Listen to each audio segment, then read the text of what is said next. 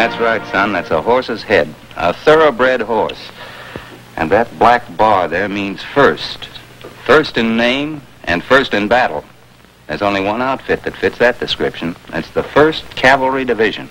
A horse? Gee, did you fellas ride on horseback and charge the enemy? Well, that was the idea up to the last war. One of our regiments fought on horseback in the Civil War.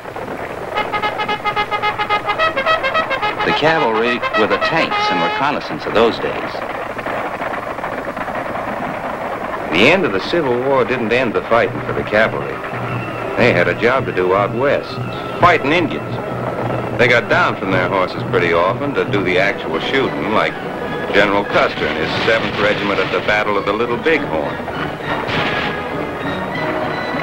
That 7th Regiment of Custer's was the granddaddy of the 1st Cavalry Division, which was formed in 1921.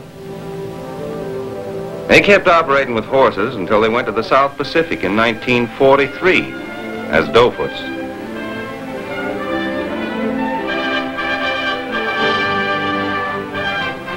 Cavalry sabers were turned in for bayonets. And each GI did his own steeplechasing. I guess they figured the jungle was too rough for the tender skin of a horse. And oh, brother, so was that combat training. We got to know what the nickname Tenderfoot really meant. Tender feet and wet feet, too, when we practiced amphibious landings.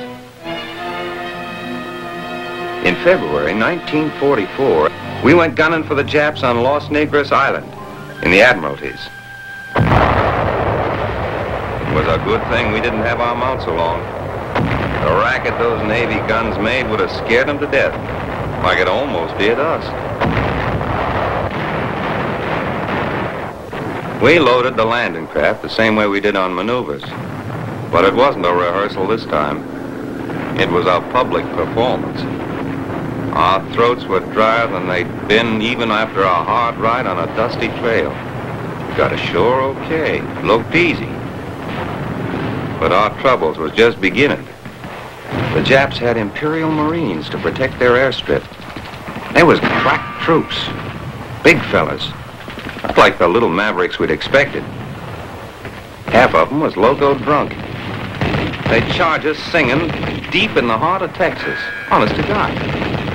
Didn't fool us none. Ain't heard a Jap with a Texas drawl yet. It was a real wildcat scramble. But tough as they were, we fought them at point-blank range, sometimes man-to-man.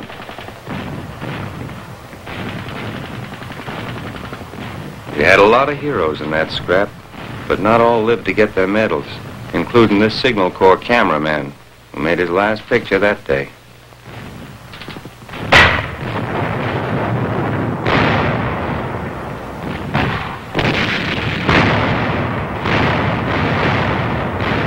Just the same, we beat the Japs hollow. Killed off a big herd of them. Took away their airstrip and their islands.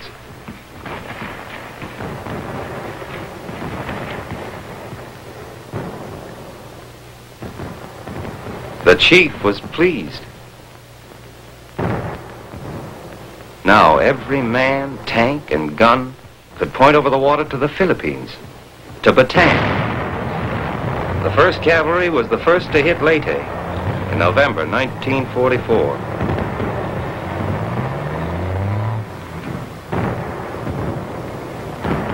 We rode some strange beasts into the landing. Amtraks, buffaloes, alligators, LCVPs.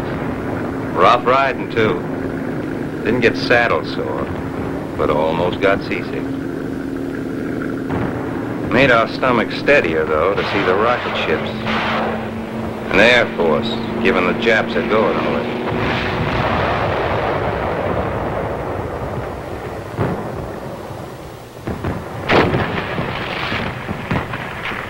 They called the place we came ashore White Beach. It wasn't quite so white when we left it.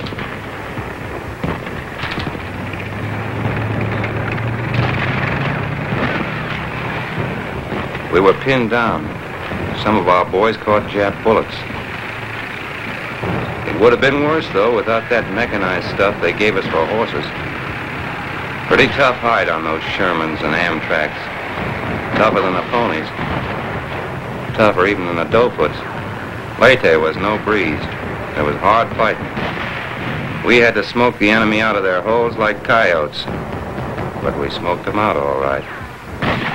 The supply boys did great work hustling stuff to the firing line. We kept blasting at them with rifle fire. Bazookas. Rifle grenades.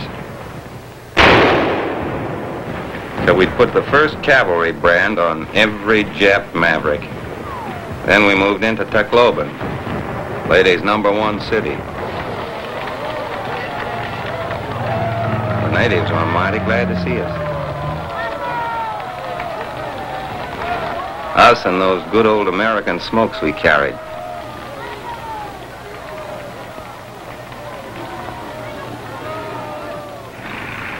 There wasn't time for a long break, though. In January, we were on Luzon, driving hell-bent for the capital, Manila. Driving 114 miles in 60 hours, stopping only to smash resistance.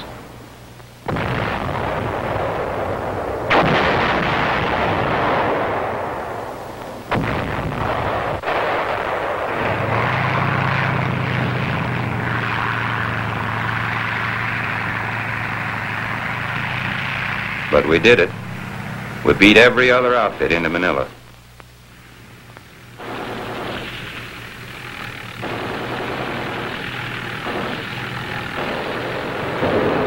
Not just for the glory, but to avenge one of our own troopers. An officer who had commanded the brigade of the 1st Cavalry back in 1939 before he went to the Philippines in Corregidor. A man whose name was Jonathan N. Wainwright. Our next APO was Tokyo. We figured invading Japan would be plenty rough. But a little something called the atomic bomb made it possible to enter Tokyo riding in a parade instead of fighting our way in.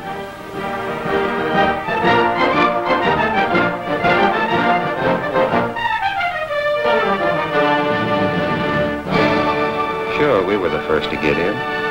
Didn't figure any other outfit would make it before us, did you?